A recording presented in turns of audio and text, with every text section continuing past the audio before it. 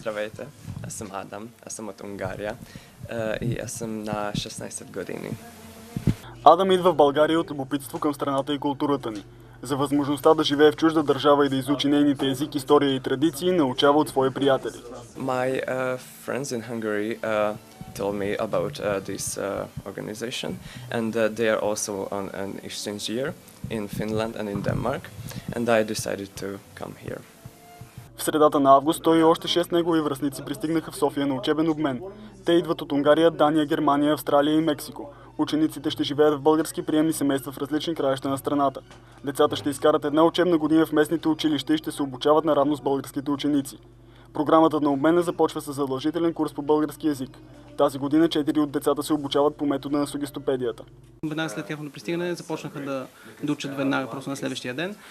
Трудно им беше да се адаптират към страната, към семействата, в които са в новите приемни семейства. И така в общи линии първата седмица им беше доста сложна, но в последните седмици доста добре възприемат нещата, които им предаваме. Самите те се чувстват доста комфортно с български език. Децата учат езика с помощта на изкуство, игри, любов и свобода. За 3 седмици учениците вече са натрупали базови познания по езика. Адам все още не знае много за училището или програмата си. Той обаче няма съмнение, че ще се справи и очаква началото на учебната година. I'm gonna study here in Sofia, so I'm gonna stay here after the language course. We're gonna study just normal things, what the other students learn here in Bulgaria. Аз съм Ива. Аз съм от Дания. Ейва вече е идвала в България. Когато в училище й казали за обмена, тя веднага кандидатствала. I was here for 3 years ago and I really like the country and I would like to stay in a very different country to try something whole new, just to see what kind of other countries there are in the world. Учениците са доволни от метода на сугестопедията, създаден от българския професор Георги Лозанов и напредват бързо.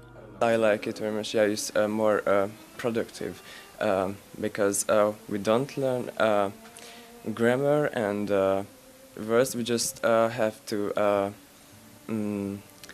read texts, and it's another kind of learning, but I think it works. I like it very much because I'm not so good at learning, but in this way I feel it's more easy to remember things. За краткия си и натоварен престой в София, децата са успели да разгледат някои от забележителностите на града. We were on the first week in Vitosha and I really liked it. And I saw a lot of famous things in Sofia. And I'm gonna stay here, so maybe I'm gonna see more. I saw some waterfalls yesterday. It was very interesting. And I've seen a lot of churches. От години Сдружението за международен ученически обмен Младеж за разбирателство България осигурява престоя и обучението на чуждестранни ученици в страната ни. Идеята е децата да получат пряк досег с местните култура и бит. За 11 месеца в чужда държава учениците създават втори свой дом и разширяват светогледа си, научават се да бъдат по-самостоятелни. Организацията изпраща и български деца с граница.